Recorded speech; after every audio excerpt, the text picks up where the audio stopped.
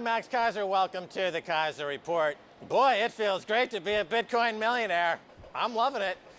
8 months ago, if you recall, on this show and on the Alex Jones show, I said that there would be a major financial catastrophe over the next 9 months, and we've got it. Bitcoin has absolutely triumphed as the dollar has crashed 90% against Bitcoin, as Bitcoin is set to take on the world and root out the banksters, as we sorely need. We sorely need it, Stacy.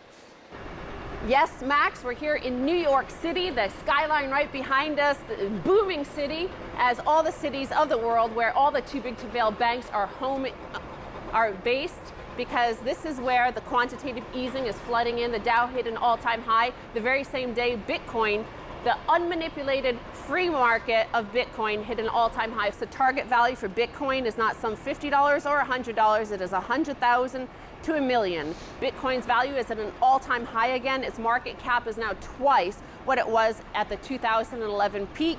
It is nowhere near its potential, Rick Falkring says, which is 4 orders of magnitude above today's value.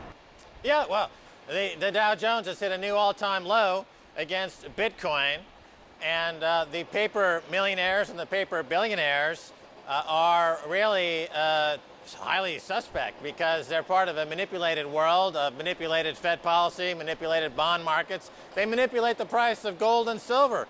But all that money printing that they've done has flowed into the only non-manipulated currency in the world, and that is Bitcoin. Bitcoin is the true inflation rate, Paul Krugman. Bitcoin is the true inflation rate, Ben Bernanke. And once again, I got to tell you, it feels great to be a Bitcoin millionaire.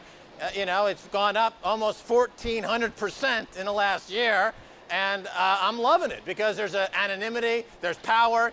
You're taking a stance against the paper pushers like Jamie Dimon over at JP Morgan, and this is really this is the currency of the resistance. Ben Bernanke, up until now, there's been no way to take advantage of his lunacy and his money printing policies up until the creation of Bitcoin. So keep printing, Ben Bernanke, and Bitcoin will go to 100, 200, 500, 100,000, $1 million of Bitcoin. There's plenty of room for it to go to $1 million per Bitcoin. And then you'll see Bitcoin trading at 1,000, 2,000, 5,000, 10,000. Rick Falkring does an excellent analysis. He predicts that Bitcoin will capture between 1 and 10% of the global Forex market, which implies a price of between $100,000 to $1 million per Bitcoin. Speaking of the price rising, this is in the next headline here from a hedge funder. Fortress's Novogratz says Bitcoin will be, quote, worth a lot. And this is Michael Novogratz. He's the chief investment officer for Fortress Investment Group, which is a $55 billion hedge fund. And he says, put a little money in Bitcoin, come back in a few years, and it's going to be worth a lot. Right. Well, we became aware of Bitcoin when it was about $1 a Bitcoin. We recommended it to viewers of Kaiser Report when it was $5 a Bitcoin. And it's been the best performing asset in the world, bar none. But this Fortress gentleman mentions he's a hedge fund and a private equity fund manager, and he understands that Bitcoin is now an asset class. Stocks, bonds, gold, silver, real estate, Bitcoin. It is an asset class. So every single one of those 10,000 hedge funds in the world who control trillions of dollars will need exposure to Bitcoin if they want to remain competitive. That's the bottom line. So these hedge funds will start nibbling into Bitcoin, and of course Barry Silbert's second market in New York has the Bitcoin Investment Trust, or BIT, that makes it easier for them to buy into Bitcoin. They will start outperforming their peers, and then their peers will have to get into Bitcoin as an asset class, and that's when you'll see the move into 5 and 6 digits. Now, Novogratz says the reason why he sees it becoming worth so much is because of it growing as a payment system, displacing credit cards and PayPal and the likes of this, especially in the developing world, he says. So this is what we see in this next headline, Bitcoin Currency 2.0, and this is from Deloitte.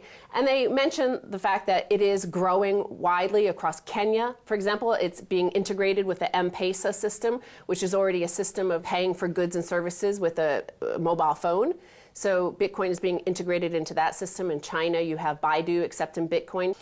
If Bitcoin were to achieve the mainstream adoption some believe it is capable of, the implications to retail banking would be seismic, with declining demand for traditional banking services like cash storage, payment, balance checks, international transfers, and foreign exchange, to name a few. Most of the people who are on the sidelines not buying Bitcoin today will start to buy Bitcoin when it gets over 1,000. And then a greater percentage of people will definitely plow into Bitcoin when it starts to get over 10,000. Because then the greed factor will kick in and people will realize that, oh my